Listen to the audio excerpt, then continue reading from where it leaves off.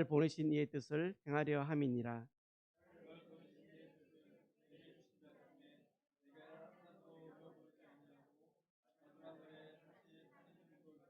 같이 하겠습니다. 내 아버지의 뜻은 아들을 보고 믿는 자마다 영생을 얻는 이것이니 마지막 날에 내가 이를 다시 살리리라 하시니라. 아멘. 예, 이 시간 영생 하나님의 뜻이란 말씀으로 우리 최원재 목사님 말씀 전해주시겠습니다.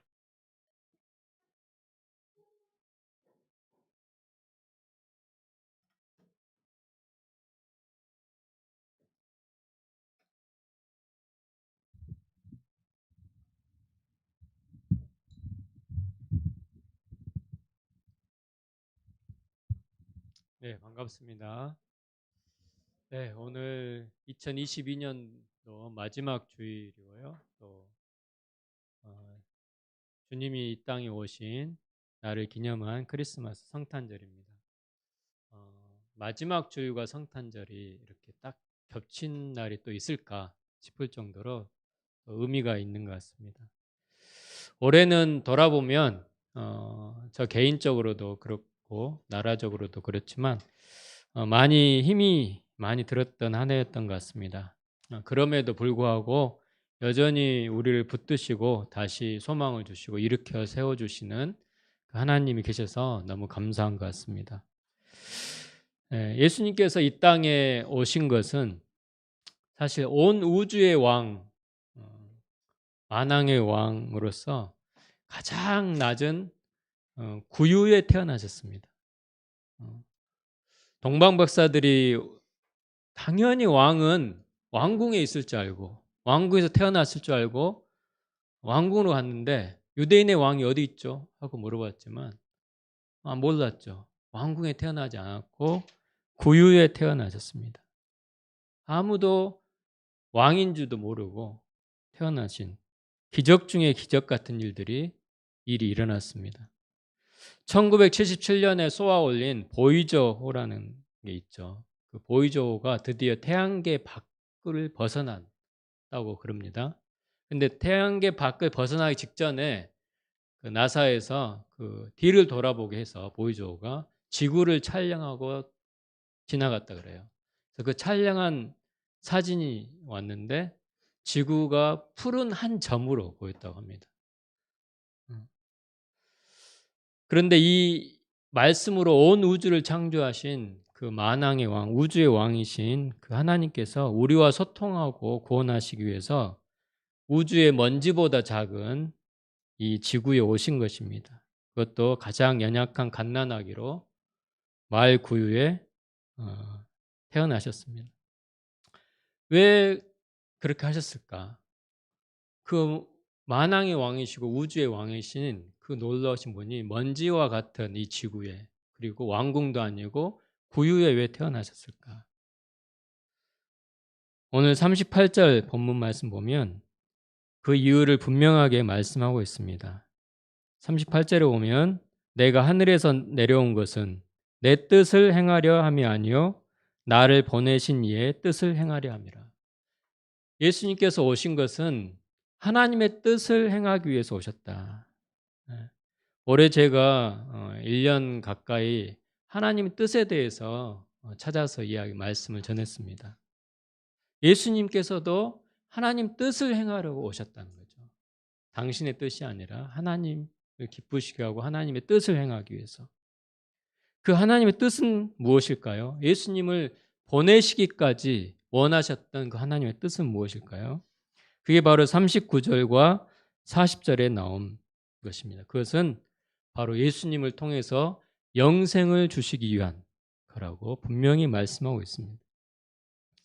요한복음 3장 16절 말씀에서도 하나님이 세상을 이처럼 사랑하사 독생자를 주셨으니 이는 그를 믿는 자마다 멸망하지 않고 영생을 얻게 하려 하심이라.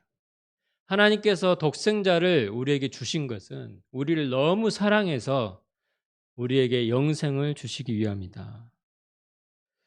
영생이 무엇이길래 하나님께서 그렇게 희생하시면서 낮고 낮은 곳에 오셔서 구유에 태어나시고 그렇게까지 하셨을까? 도대체 영생이 무엇일까? 오늘 말씀을 통해서 생각해 보도록 하겠습니다. 먼저 영생에 대해서 우리가 이야기하려면 창세기 말씀으로 돌아가야 됩니다. 하나님께서 천지 만물을 지으시고 가장 마지막에 인간을 창조하셨다 그랬습니다. 사람을 지으셨는데 그 사람만큼은 다르게 지으셨어요. 어떻게 지었습니까? 어떻게? 하나님의 형상대로 지었다 그랬습니다. 하나님의 형상대로 하나님을 닮도록 지었습니다. 그런데 그 하나님의 생명은 결코 다함이 없는 영원한 생명입니다. 그래서 하나님의 형상대로 지음을 받은 인간에게도 하나님의 그 생명, 영원한 생명을 주시기 원하셨습니다. 에덴 동산을 만들어서 그곳에 살게 하심으로 영원한 삶을 주길 원하셨는데요. 창세기 2장 9절에 오면 이런 말씀이 있습니다. 여호와 하나님이 그 땅에서 보기에 아름답고 먹기에 좋은 나무가 나게 하시니 동산 가운데에는 생명나무와 선악을 알게 하는 나무도 있더라. 에덴 동산 중앙에 두 나무가 있었습니다. 무엇이죠? 생명나무와 선악과 나무가 있었다. 자, 그리고 나서 하나님께 말씀하시기를 이 선악과 열매는 절대 따먹으면 안 된다. 따먹는 즉시 너희는 생명을 잃게 될 것이다. 죽게 될 것이다. 이렇게 말씀했습니다. 그들이 만약 생명나무의 열매를 먹었더라면 하나님과 같이 영생할 수 있었습니다. 그러나 어떻게 됐습니까? 우리가 잘 아는 것처럼 뱀이 유혹했죠. 어떻게 유혹했죠? 하나님과 같이 될 수 있다. 선악과 열매 먹고. 여러분, 그런데 사실은 하나님께서 이미 하나님과 같이 만들었어요. 인간을.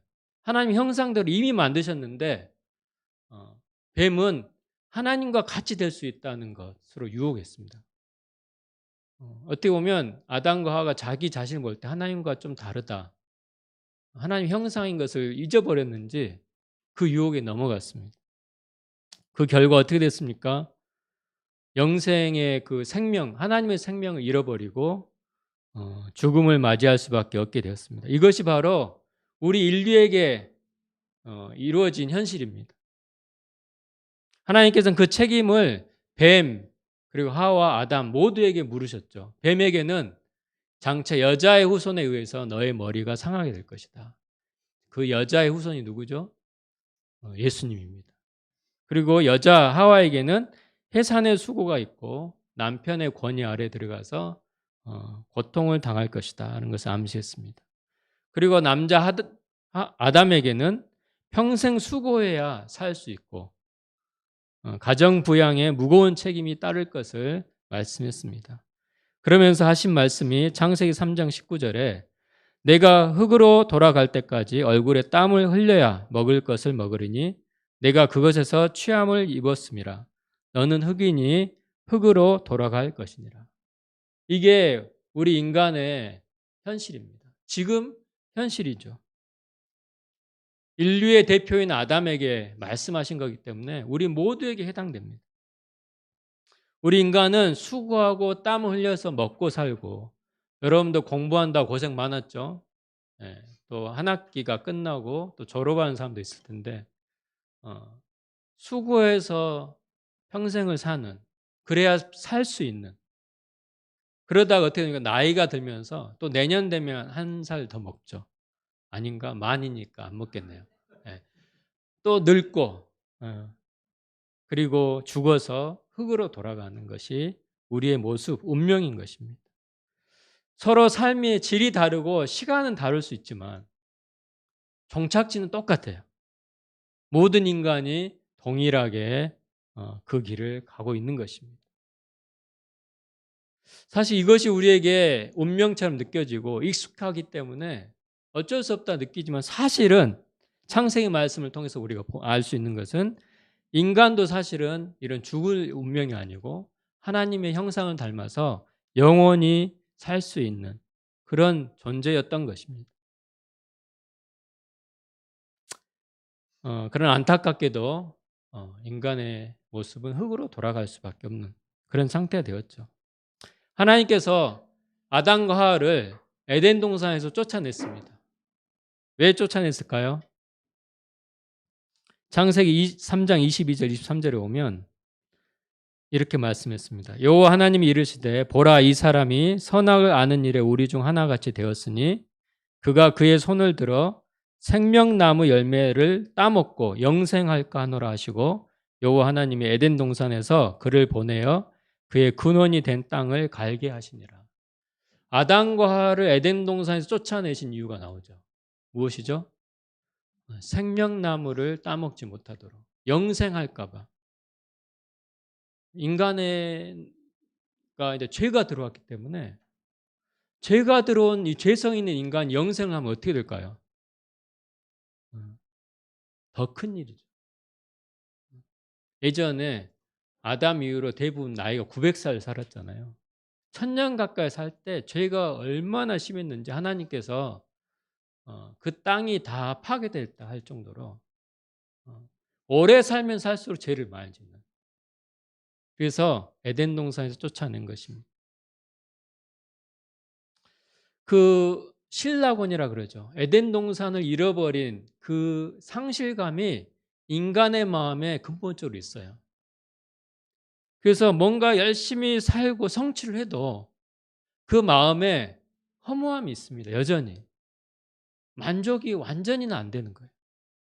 아무리 성공을 해도 마찬가지입니다. 허전하고 허무함이 있습니다. 저는 많은 성공을 못 해봐서 모르겠지만 아무튼 성공을 많이 한 사람도 더 느낀다 그래요. 그 이유가 무엇입니까? 우리 안에 영생에 대한 갈망이 있고 그걸 잃어버렸기 때문에 그렇습니다. 잃어버린 영생, 이것이 인간의 그 비어있는 마음입니다. 전도서 3장 11절에 오면 하나님이 모든 것을 지으시되 때를 따라 아름답게 하셨고 사람들에게 영혼을 사모하는 마음을 주셨다. 사람 안에는 영원한 삶에 대한 동경이 있어요. 이것이 인생이 다인가 하는 그런 의문이 있고 뭔가 채워지지 않는 것이 공간이 있다는 것입니다.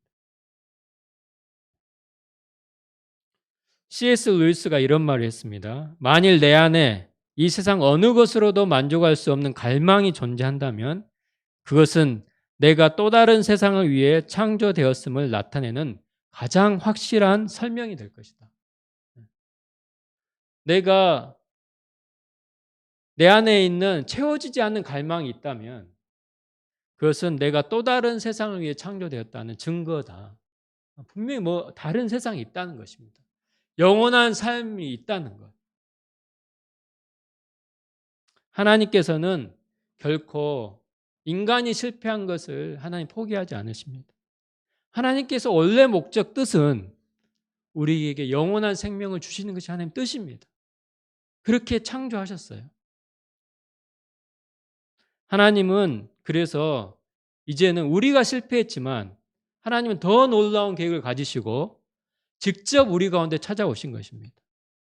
직접 찾아오셔서 나의 영생을 가로막았던 장애물인 죄의 문제를 해결하시고 직접 해결하시고 우리 가운데 영생을 주시기, 원래 잃어버렸던 영생을 다시 주시기 위해서, 아니 그것보다 더 놀라운 생명, 하나님의 자녀로서 영원히 살 수 있도록 하시기 위해서 우리 가운데 찾아오신 것입니다.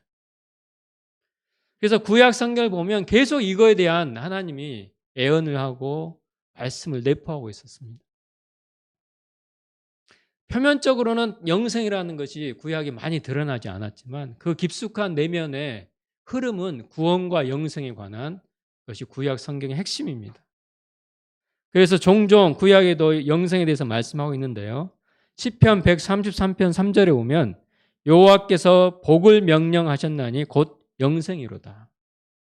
다니엘서 12장 2절에도 땅의 티끌 가운데에서 자는 자 중에서 많은 사람이 깨어나 영생을 받는 자도 있겠고 수치를 당하여 영원히 부끄러움을 당할 자도 있을 것이다. 많은 사람이 영생을 마지막 날에 얻게 될 것이다. 이런 말씀하고 있습니다. 그래서 이스라엘 백성들은 성경을 통해서 영생을 얻고자 그 갈망이 있기 때문에 계속 성경을 연구했다 그랬어요. 그런데 잘 찾지를 못하는 거예요. 아무리 성경을 봐도 명확한 해답을, 그 당시 구약 성경이겠죠. 예전 유대인들이 그랬다는 것입니다. 그래서 요한복음 5장 39절 40절에 예수님이 이렇게 말씀했죠. 너희가 성경에서 영생을 얻는 줄 생각하고 성경을 연구하거니와 이 성경이 곧 내게 대하여 증언하는 것이니라. 그러나 너희가 영생을 얻기 위하여 내게 오기를 원하지 아니한도다. 해답을 못 찾은 이유가 있어요. 니고데모와 부자 청년도 이 영생에 대한 질문을 가지고 예수님께 찾아왔다 했거든요. 영생을 얻고 싶었는데 답이 없는 거죠. 왜 성경을 그렇게 봐도 답을 못 찾았을까? 그것은 무엇이죠?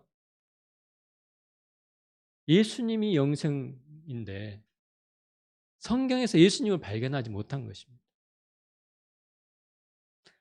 하나님의 해답, 영생에 대한 해답은 예수님께 있었습니다. 그리고 그 예수님에 대한 것을 계속 구약부터 이야기했다는 거죠. 이 성경은 내게 대하여 기록한 것이다. 예수님이 그렇게 말씀. 오늘 39절 다시 한번 볼까요? 본문에 보면 아버지께서 내게 주시는 자는 다 내게로 올 것이요 내게 오는 자는 내가 결코 내쫓지 아니하리라. 아니 39절 제가 잘못 39절 나를 보내신 이의 뜻은 내게 주신 자 중에서 내가 하나도 잃어버리지 아니하고 마지막 날에 다시 살리는 이것입니다. 주님께 오는 자는 아까 37절 내쫓지 않는다 했죠. 여러분이 이 가운데 온 것도 사실 주님께서 오게 하신 것입니다. 그것이 벌써 하나님이 여러분을 인도하신다는 뜻이에요. 그런데 주님께 온 자는 하나도 잃어버리지 않고 마지막 날에 다시 살린다. 예수님께 오는 자는 한 사람도 실족되지 않고 한 사람도 잃어버리지 않고 영생을 주신다는 거예요. 다시 말하면 영생의 핵심은 무엇이냐면 예수님께 속해 있느냐가 중요하다는 것입니다. 예수님께 내가 속해 있을 때는 한 사람도 예외 없이 마지막 날에 다시 살아날 것이다. 40절에도 보세요. 내 아버지의 뜻은 아들을 보고 믿는 자마다 영생을 얻는 이것이니 마지막 날에 내가 이를 다시 살리리라. 하나님의 뜻은 분명히 말씀하죠. 예수님을 보고 믿는 자마다 예외가 없습니다. 예수님을 믿는 모든 자는 영생을 얻는 것이니 마지막 날에 다시 살 것이다. 이것이 바로 성경에 내포된 하나님의 뜻입니다. 여러분, 영생을 주시고자 하는 하나님 아버지의 뜻은 결코 포기하지 않으셨습니다. 우리 모두에게 다시 주길 원하십니다. 그런데 그 한 가지 조건이 있는데 그것은 예수님께 속해야 됩니다. 예수님을 믿어야 됩니다. 그래야만 우리 인간의 채워지지 않는 이 영생에 대한 갈망, 이 생명, 죽지 않는 생명, 육신에 죽어가는 생명이 아니라 전혀 다른 생명을 여러분이 얻게 될 것입니다. 요한복음 5장 24절 말씀에 여러분 잘 아시는 말씀이죠. 내가 진실로 진실로 너에게 이르노니 내 말을 듣고 또 나 보내신 이를 믿는 자는 영생을 얻었고 심판에 이르지 아니하나니 사망에서 생명으로 옮겼다 그랬습니다. 여러분이 주님을 믿으면 사망에서 생명으로 옮겨지는 거예요. 예수님의 생명, 영원한 생명을 얻게 되는 겁니다. 근데 믿기 어렵습니다, 사실은. 내 겉모습은 똑같고 나이 들고 병들고 힘든데 영생이 있다고? 내가 지금 영생을 가졌을까? 정말 내가 살아날까? 영원한 생명을 살 수 있을까? 그 당시 지금 요한복음 6장 말씀이 긴 장이거든요, 굉장히. 근데 이 원래 배경이 오병이어 사건입니다. 많은 사람이 예수님이 기적적으로 떡을 주고 먹을 걸 주니까 엄청 오는 거예요. 자기 먹을 것 문제 해결하니까. 사람들의 관심이 이거 아닙니까? 현실에서 잘 먹고 잘 사는 거. 그런데 예수님이 정말 하고 싶은 말은 이 땅에서 잘 먹고 잘 사는 게 아니에요. 육신의 장수가 아닙니다. 정말 하고 싶은 말씀은 영생에 관한 걸 하고 싶은 거예요. 말씀을. 그런데 사람 듣지는 않고 귀에 안 들어오는 거죠. 이해할 수가 없는 것입니다. 영생이 나와 무슨 상관이 있을까? 여러분도 비슷할 수도 있어요. 아니, 현실에 잘 살 수 있도록 해줘야지 영생이 나와 무슨 상관이야. 그래서 이 말씀 하시니까 다 떠나갔습니다. 그 5,000명 넘는 사람들이 왔다가 다 가고 12명 남았다 했어요. 제자들만. 예수님이 그랬죠. 너희도 가려느냐. 그때 베드로가 무슨 말을 했죠? 68절에 우리가 한번 같이 읽어. 요한복음 6장 68절에 시작.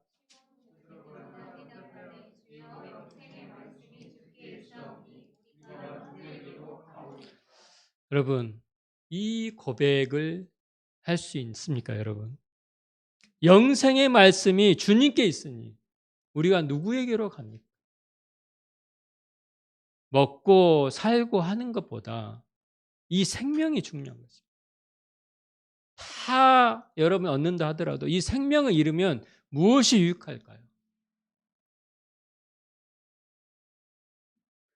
예수님의 말씀은 무슨 말씀? 영생의 말씀입니다. 마치 이것은 에덴 동산 중앙에 있었던 생명나무와 같습니다. 이 영생의 말씀을 여러분 마음으로 들어야 됩니다. 마음으로 받아들일 때 여러분 안에 마치 생명나무 열매를 먹는 것과 똑같아요. 그 생명나무 열매를 먹으면 여러분 안에 생명이 싹 트는 겁니다. 예수님의 생명이 싹 트는 거예요. 나의 육신의 생명이 아니라 예수님의 생명이 여러분 마음 안에서 싹이 나는 것입니다. 그래야 살아나게 됩니다. 거듭나게 됩니다. 요한복음 5장 24절 보면 진실로 진실로 너에게 이르노니 죽은 자들이 하나님의 아들의 음성을 들을 때가 오나니 곧 이때라.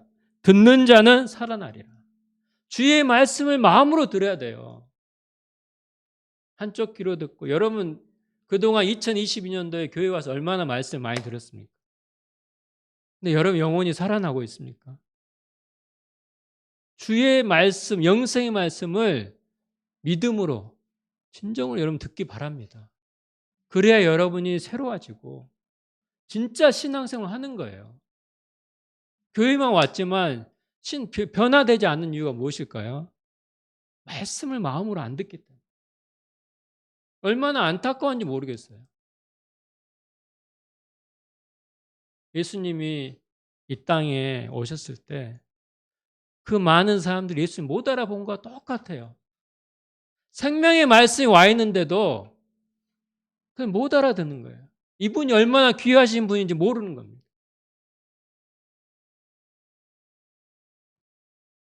여러분, 마지막으로 제가 나누고 싶은 말씀은 이 영생과 현재 나의 삶과 무슨 관계가 있을까입니다. 성경에서는요, 항상 이 영생을 현재형으로 말하고 있습니다. 다시 말하면 내 안에 지금 예수님의 생명, 영생이 없으면 죽은 이후에 영생이 있다고 보장을 못합니다. 나중에 죽은 이후에 영생을 누리는 것이 아니라 지금 현재 내가 예수님의 생명을 누리지 않는다면 죽어서도 누릴 수가 없는 것입니다. 지금 내 안에 영생이 있어야 됩니다. 그래야 마지막 날에 사는 거예요. 오늘 예수님 말씀하신 것처럼 주님께 속해야 되고 주님을 믿어야지만 마지막 날에 사는 것입니다. 이미 예수님이 내 안에 계실 때 주님의 생명이 내 안에 있어야 되는 것입니다. 여러분 현재 여러분 여기 있는 모두는 영생을 가지고 있습니까? 여러분 안에 예수님의 생명이 있습니까? 증거가 무엇이죠? 증거. 요한일서 5장 11절 12절에 증거를 말하고 있죠. 또 증거는 이것이니 하나님이 우리에게 영생을 주신 것과 이 생명이 그의 아들 안에 있는 그것이니라. 아들이 있는 자에게는 생명이 있고 하나님의 아들이 없는 자에게는 생명이 없느니라. 증거가 무엇이냐면 내 안에 예수님이 계시는 것이 증거입니다. 내가 내 안에 예수님이 계시다는 걸 믿고 확신한다면 그 안에 생명이 있는 것이고 영생이 있는 것입니다. 즉 영생을 현재 내가 가지고 있다는 의미는 바꿔 말하면 현재 예수님과 함께 산다는 의미입니다. 내가 사는 것이 아니라 내 안에 예수님의 생명으로 산다는 것을 의미하는 것입니다. 그분과 교제하고 주님의 음성을 듣고 주님과 동행하고 내가 사는 것이 아니라 내 안에 주님께서 사시는 그것이 내 안에 느껴지고 주님이 멀리 계시지 않고 내 안에 있다는. 그래서 요한복음 17장 3절에 영생에 대해서 이렇게 말했습니다. 영생은 곧 유일하신 참 하나님과 그가 보내신 자 예수 그리스도를 아는 것이니라. 영생이라는 것은 예수님을 아는 것이 영생이라는 거예요. 여기서 안다는 것은 지식적으로 안다는 것이 아니라 사적인 교제로 안다는 뜻입니다. 여러분 손흥민 아세요? 손흥민 아시죠? 여러분 근데 진짜 아는 게 아니에요, 사실. 진짜 아는 거는 손흥민과 사적으로 대화할 수 있는 사람이 안다는 거예요. 영생은 예수님과 그렇게 사적으로 아는 것을 영생이라는 거예요. 친밀한 관계를 말합니다. 여러분 이렇게 여러분이 주님과 영생을 일상에서 주님과 함께 영생의 생명으로 살고 있다면 반드시 열매가 나타나죠. 그 열매는 선악과의 열매가 아니라 생명나무의 열매를 맺습니다. 왜냐하면 예수님이 생명나무이기 때문에. 그분의 생명이 내 안에 있다면 반드시 내 삶은 생명의 열매를 맺게 됩니다. 맞다 그러네요, 강아지도. 네. 생명의 열매를 맺습니다. 생명이 흘러가서 다른 사람들과 피조 세계에도 살아나게 됩니다. 모든 피조물이 로마서 8장에 보면 하나님의 아들들이 나타나기를 고대한다 그랬어요. 왜 그럴까요? 하나님의 아들, 즉 예수님의 생명을 가지고 있는 사람들이 나타나야 그 피조물들도 생명을 얻기 때문에, 살아나기 때문에. 여러분 이 땅에서 예수님과 함께 생명을 누리는 것, 영생을 누리는 것이 가장 행복한 삶입니다. 돈을 많이 벌고 성공하고 좋은 직장에 들어가는 것보다 더 큰 행복은 주님과 함께 있는 그 생명을 누리는 것. 예수님의 생명이 내 안에 있고 그 생명으로 행복한 것. 그것보다 더 행복한 것은 없습니다. 디모데전서 6장 12절에 믿음의 선한 싸움을 싸우라. 영생을 취하라. 이를 위하여 내가 부르심을 받았다.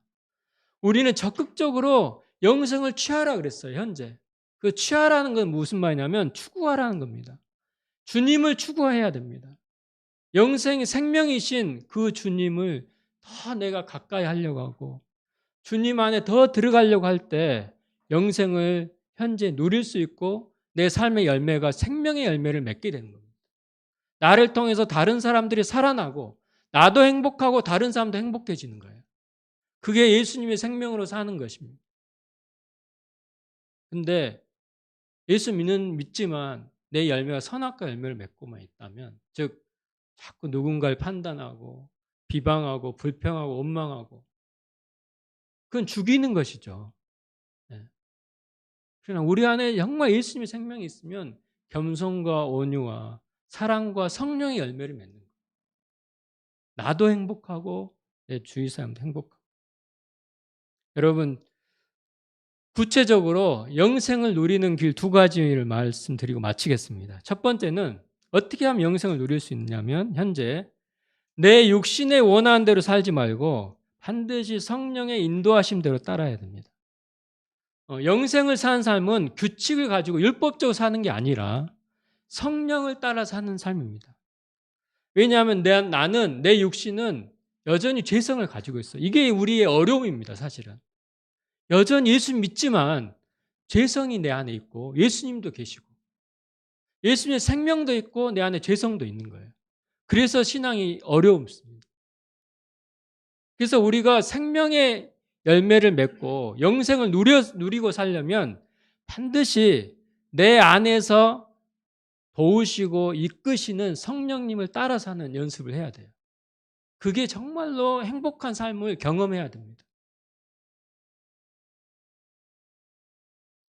그러나 여전히 내 육신의 원하는 대로 살고 육신의 몸이 원하는 대로 방치하고 살면 성경에 보면 사망의 열매를 맺는다 그랬어요. 갈라디아서 6장 8절에 자기 육체를 위하여 심는 자는 육체로부터 썩어질 것을 거두고 성령을 위하여 심는 자는 성령으로부터 영생을 거두리라. 육체를 위해서 살면 썩어질 것밖에 거둘 게 없다는 거죠. 허무한 것입니다.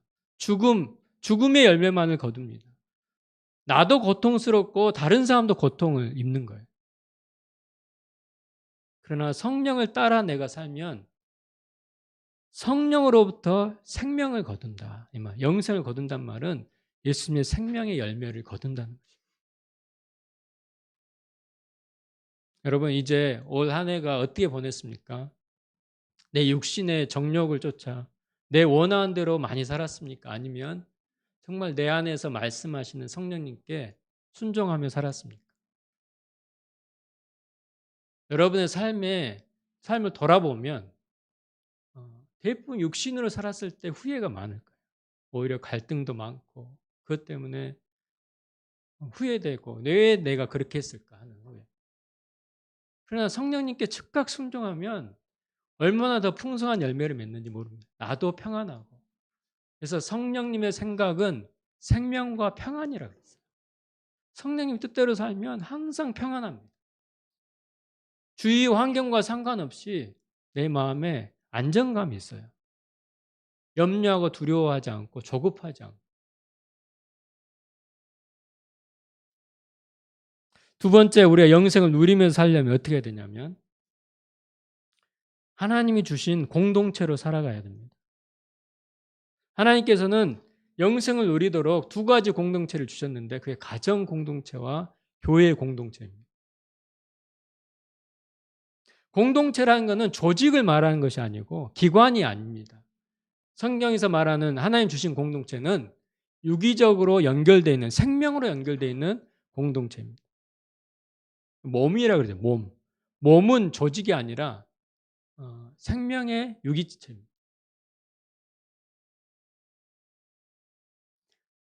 예수님의 생명을 중심으로 하나 될 때 예수님의 생명이 드러나게 됩니다. 예수님의 생명이 흘러가야 되는데 우리가 하나 되지 않으면, 사랑하지 않으면 막힌다. 예수님의 생명이 드러나지 않습니다. 갈등과 상처가 나고 고통이 따르는 것은 우리가 하나 되지 않고 공동체를 이루지 않기 때문에 우리 안에 힘듦이 오는 것입니다. 두세 사람이라 할지라도 예수님의 생명으로 하나 되면 예수님이 그 가운데 거하시고 그 생명이 나타난다는 거죠. 가정에서도 마찬가지고. 여러분, 그런 꿈을 꾸었으면 좋겠어요. 좋은 가정 공동체, 교회 공동체에 대한 꿈을 가졌으면 좋겠어요. 2023년에는 주님이 주신 꿈을 가지면 참 좋을 거예요. 주님은 결코 포기하지 않습니다. 아브라함은 가끔 포기를 해요. 그렇게 약속했는데도 너무 오래 기다리니까 포기하지만 주님은 포기하지 않습니다. 이루시는 분은 아브라함이 이루는 것이 아니라 하나님이 이루시는 거죠. 우리가 판단할 게 아닙니다. 우리가 해야 될 것은 계속 꿈을 갖는 거예요. 요셉의 꿈이 어떻게 이루어질지 요셉은 몰랐지만 그 꿈을 이루시는 분은 하나님이신 거죠. 주님의 꿈을 가졌으면 좋겠어요. 그 꿈은 무엇이냐면 아름다운 공동체를 만드는 거예요. 여러분, 가정 공동체, 교회 공동체. 이 두 공동체가 정말 주님의 생명으로 하나 되면 얼마나 행복하고 풍성한 열매를 맺는지 우리가 2023년에 더 많이 경험했으면 좋겠습니다. 요한복음 17장 23절에 이렇게 예수님이 기도했습니다. 아버지여, 아버지께서 내 안에, 내가 아버지 안에 있는 것 같이 그들도 다 하나가 되어 우리 안에 있게 하사 세상으로 아버지께서 나를 보내신 것을 믿게 하옵소서. 우리가 하나 될 때 아버지와 예수님이 하나 된 것처럼 우리가 예수님과 하나 되고 그 하나님의 생명이 우리를 통해 흘러간다고 말하고 있습니다. 말씀 맺겠습니다. 여러분, 오늘 성탄절이죠. 예수님이 오신 이유에 대해서 말씀했습니다.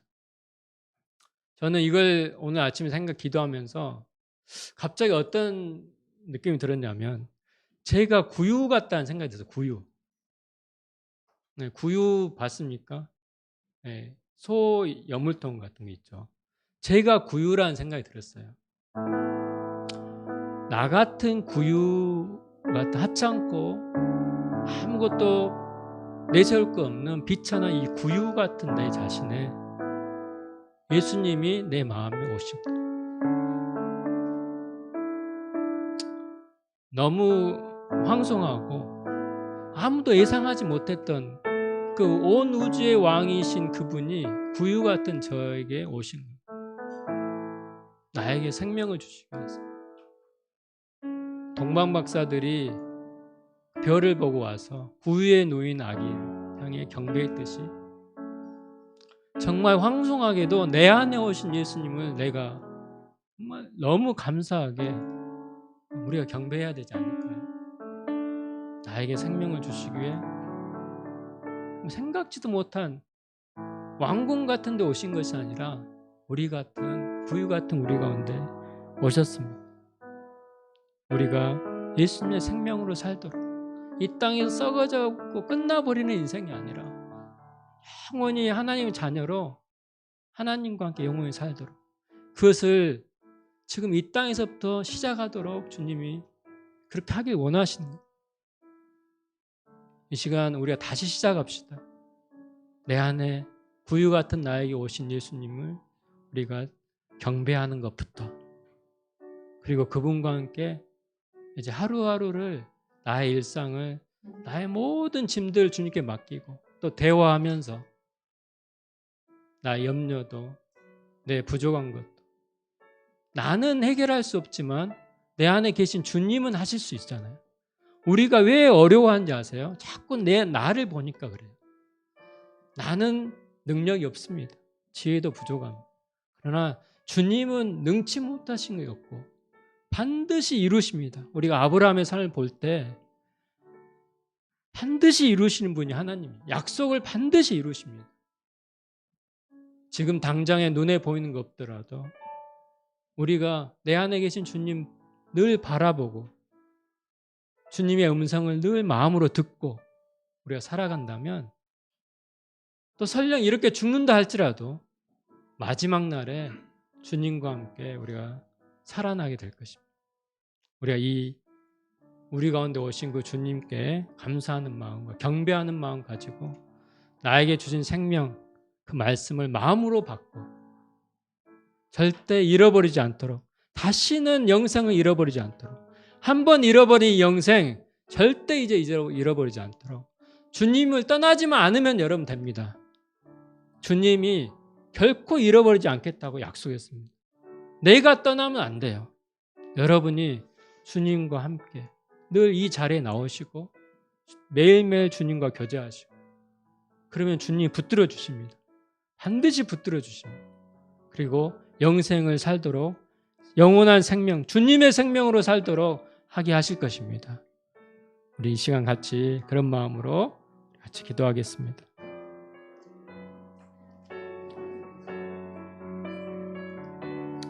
오 주님,